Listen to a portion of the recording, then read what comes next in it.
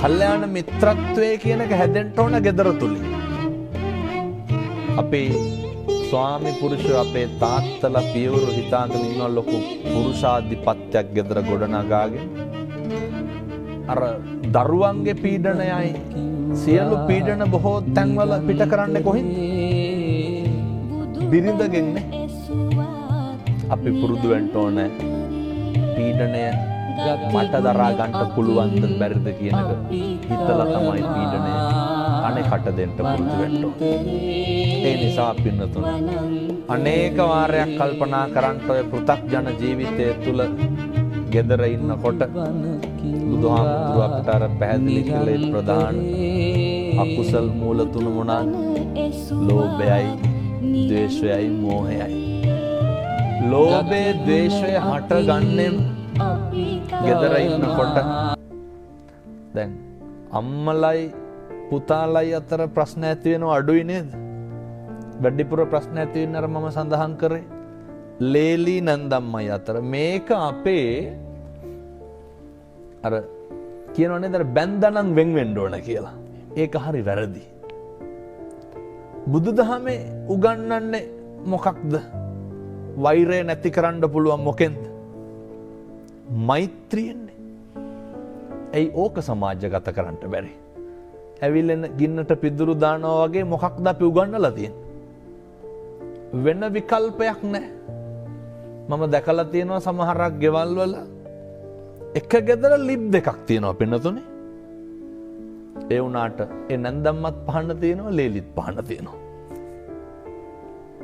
වැඩක් තියනවද?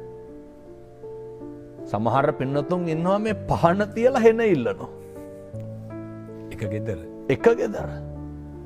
පහන තියලා හෙන ඉල්ලනවා. මේකට විසඳුමක් තියෙන්න ඕනේ. ඒක තමයි තථාගතයන් වහන්සේ අත්ූපනායක ධර්ම වලින් ඉගැන්වුවේ. මම එක අවවාදයක් දුන්නා එක පවුලකට.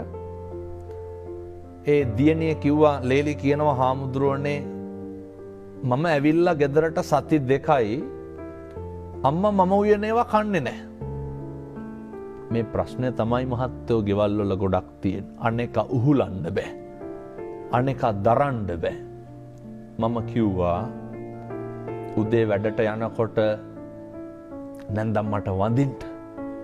ගත් කටටම ලේලි කියනවා හාමුදුරුවනේ වඳිනකොටම අනිත් පැත්ත හැරෙනවලු. අනිත් පැත්ත හැරෙන එක කාගේ වැඩක්ද? ඒක නැන්දම්මගේ වැඩක්. දැන් බුදුහාමුදුරුවෝ මේක නේද අපිට ඉගන්වුවේ?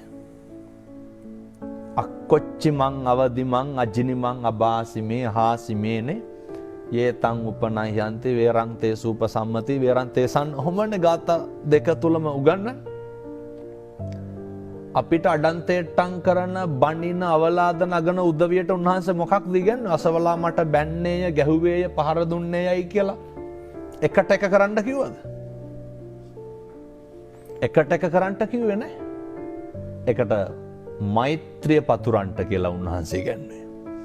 අර නැන්දම්මට හැමදාම වැඳලා ගියා. මම කිව්ව හැමදාම තේ එක දෙන්න. හාමුදුරනේ මම හැදුවට බොන්නේ නැහැ. නොබොන එක නැන්දම්මගේ වැඩක්.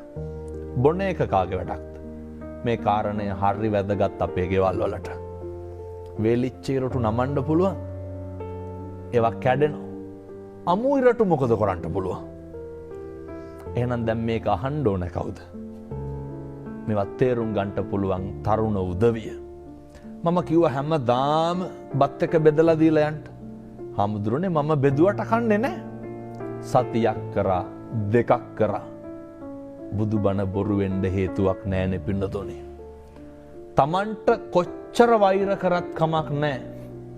කොච්චර ද්වේෂ කරත් කමක් නැහැ. කොච්චර අවලාද නැගුවත් කමක් නැහැ පින්නතුනි. අපේ තුල ජීවත් වෙන සත්පුරුෂ මිනිසයා නැති කර ගන්න එපා.